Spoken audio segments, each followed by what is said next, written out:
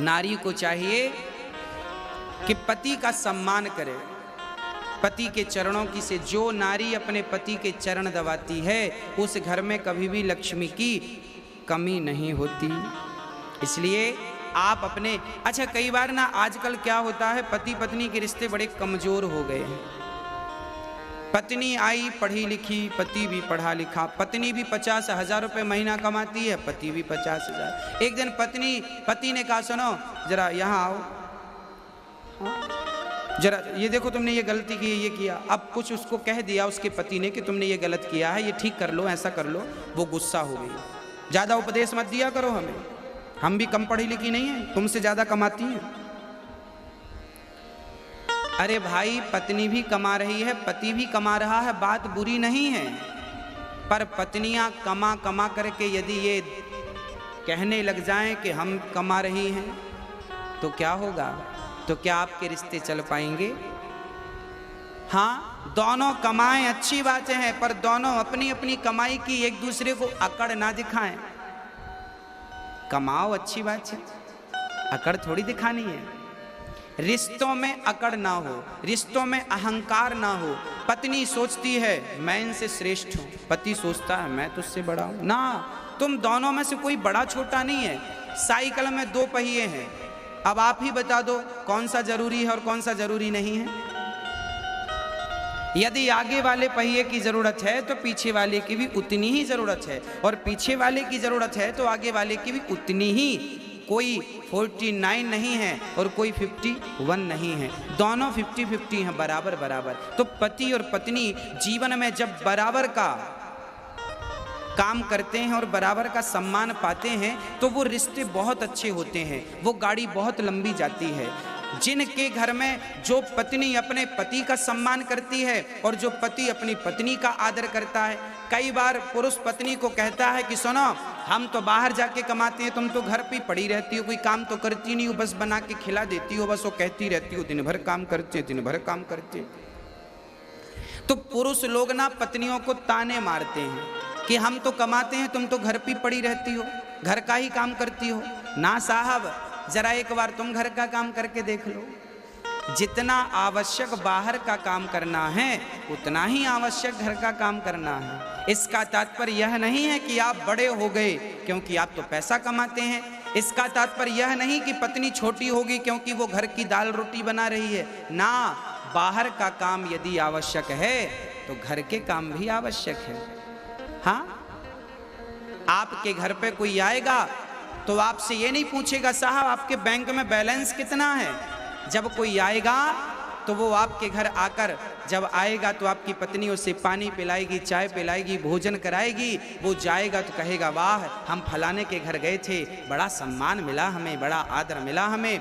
और ये आदर सम्मान बिना पत्नी के आप पुरुष कभी किसी को दे नहीं सकते। यदि आप किसी का आदर सम्मान घर पे करते हैं तो उसमें सहभागी आपकी पत्नी बराबर की होती है। आपके घर में कोई अतिथि आ जाए, चलो माना कि हम आपके घर पे आए, पुरुषों के घर हम आपके घर आ गए, तो क्या आप हमें चाय बना के तुरंत दे देंगे, पानी दे देंगे, कुछ नाश्ता आप करा देंगे? अरे भाई कुछ तैयारी आप करेंगे तो कुछ तैयारी आपकी पत्नी करेगी, अर्धांगिनी करेगी। तो आप दोनों बराबर हैं, एक दूसरे की जरूरत दोनों को है। पति मोबाइल सेट है तो पत्नी सिम कार्ड है।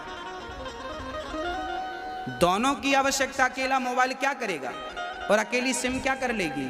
तो पति तो मोबाइल है और पत्नी सिम कार्ड है, सिम है। जैसे मोबाइल के भीतर सिम होती है ऐसे घर परिवार के भीतर ही तो नारी होती है। हाँ, बस थोड़ी सी समझदारी की जरूरत है। यदि हम भारत के लोग ये थोड़ी सी समझदारी रखें, पत्नी और पति थोड़े से समझदार हो जाएं, पति पत्नी का आदर करने लग जाए और पत्नी अपने पति का सम्मान करने लग जाए, तो फिर जो आपका घर है वो घर नहीं रह जाएगा, आपका घर स्वर्ग बन जाएगा। कि यही तो स्वर्ग है। जहां अधिक प्रेम है, जहां सुमति तहां संपत्ति नाना, और जहां कुमति तहां विपत्ति निदाना। जहां प्रेम है पत्नी का पति से, पति का पत्नी से। अरे भाई, राम का कितना प्रेम था सीता से कि रावण से पंगा ले लिया, समुद्र में पुल बना दिया। लोग कहते हैं प्रेम की निशानी ताजमहल है। ना साहब, प्रेम की निशानी नहीं है। प्रेम की निशानी तो राम सेतु है, जो राम ने सीता की प्राप्ति के लिए समुद्र में सेतु बना दिया। और सीता के सिवा राम ने कभी पराई नारी को नजर उठाकर नहीं देखा।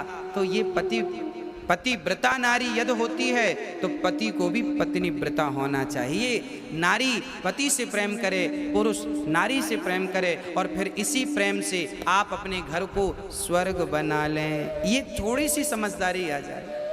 कई बार ना छोटी छोटी बातों में पति पत्नी का झगड़ा हो जाता।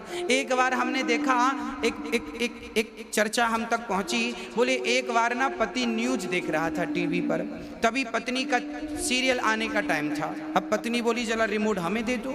पति बोला ना ना, हम न्यूज देख रहे हैं। पत्नी बोली आप तो दिन भर देखते रहते हैं। पति बोला तू तो दिन भर घर में रहती है, दिन भर टीवी देखती रहती है। पत्नी बोली मेरा सीरियल दिन भर थोड़ी आता है, समय पे आता है। अब लो भैया, टीवी एक, रिमोट एक, और देखने वाले दो। अब तो झगड़ा होगा, माथाफोड़ी होगी, अब लड़ो आप। ये समाधान नहीं है।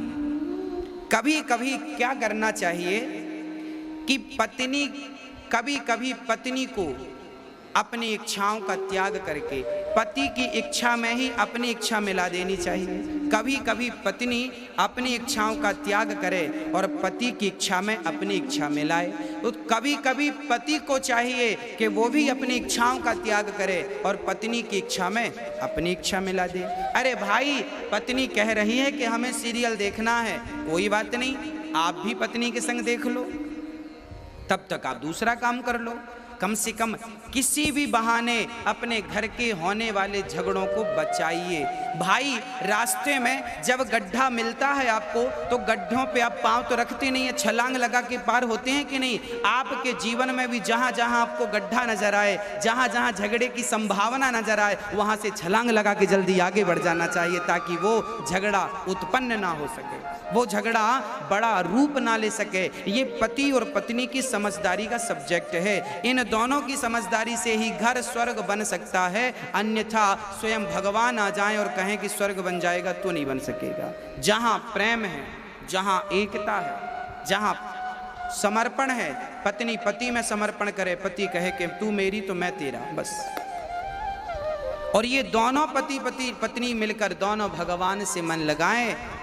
एक दिन हम यमुना जी गए और यमुना जी में हमने देखा कि पति पत्नी, हमने फेसबुक पेज पर वो शेयर भी किया था आप सभी को, दो पति पत्नी, पति और पत्नी दोनों बढ़िया युवा थे, 30-35 वर्ष की उम्र रही होगी पति पत्नी की। दोनों, पत्नी बढ़िया ढोलक लेके बैठी और पति बढ़िया हारमोनियम लेके बैठा, और यमुना के पावन तट पर हरे राम राम राम हरे, दोनों जाप कर रहे हैं, दोनों बढ़िया संगीतबद्ध। तो गृहस्थी स्वर्ग बन जाएगी यदि दोनों पति पत्नी मिलकर यदि भगवान का स्मरण करें। हाँ, रोज सवेरे जल्दी उठ जाओ पति पत्नी और ठाकुर जी का स्नान। हाँ, पानी पत्नी लेके आए तो पति परात तैयार कर लो, भगवान जी को स्नान कराओ। पति ठाकुर जी को थाली पर बिठाए तो पत्नी ऊपर से जल डाले, तो पति ठाकुर जी को घिस घिस के नहलाए। मतलब भगवान की सेवा दोनों लोग करो, पति पत्नी मिलकर करो, फिर देखो आपका घर क्या होता है, स्वर्ग हो जाएगा भगवान। इसलिए दोनों पति पत्नी मिलकर, दोनों जब ठाकुर जी की आरती उतारो तो दोनों हाथ लगाओ आरती में और प्रेम से दोनों जन गाओ, ओम जय जगदीश हरे, स्वामी जय जगदीश हरे, भक्त जनों के संकट क्षण में दूर करे, ओम जय जगदीश हरे। मात पिता तुम मेरे, शरण गहूँ मैं किसकी, स्वामी शरण पढ़ूँ मैं किसकी, तुम बिन और न दूजा, तुम बिन और ना दूजा, आस करूं मैं किसकी। ओम जय जगदीश हरे। रोज दोनों जन आरती करो। बच्चे हैं तो बच्चों को भी बिठाओ और प्रेम से आधा घंटा बच्चों के साथ पत्नी पति दोनों मिलके प्रेम से कीर्तन करो। श्रीमन नारायण नारायण नारायण।